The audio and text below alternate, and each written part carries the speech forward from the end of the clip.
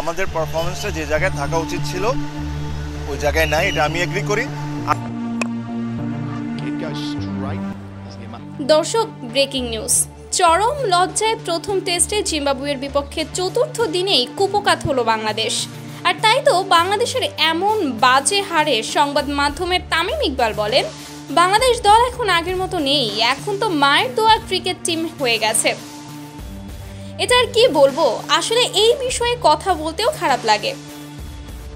দর্শক, খবরের বিস্তারিত জানুন পুরো প্রতিবেদনে। দর্শক, এই টেস্টে ব্যাট হাতে সুবিধা করতে না পারলেও বল হাতে 2 ইনিংসেই বাংলাদেশের হয়ে লড়াই করলেন মেহেদী হাসান মিরাজ। তবে তাতে কোনো লাভ হলো না, হারই সাঙ্গ হলো বাংলাদেশের। সিলেটে 2 ম্যাচ সিরিজের প্রথম টেস্টে বাংলাদেশকে 3 উইকেটে হারিয়েছে জিম্বাবুয়ে।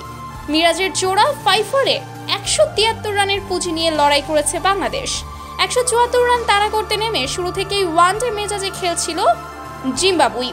28 ওভারে 117 রান জড়ো করার পথে মূল অবদান ব্রায়ান বেনেটের। 81 বলে 81 বলে 54 রান করে তিনি ফেরেন সাজঘরে। 75 বলে 44 রান করেন বেন কারান। উদ্বোধনী জুটিতে দুজনে এনে দেন 95 রান। উদ্বোধনী জুটি ভাঙার পর কিছুটা খেই হারায় জিম্বাবুয়ে। একে একে 5 উইকেট তুলে নেন মিরাজ। তবে শেষ রক্ষা হয়নি টাইগারদের। 50.1 ওভারে 3 উইকেট হাতে রেখে জিম্বাবুয়ে পৌঁছে যায় জয়ের বন্দরে।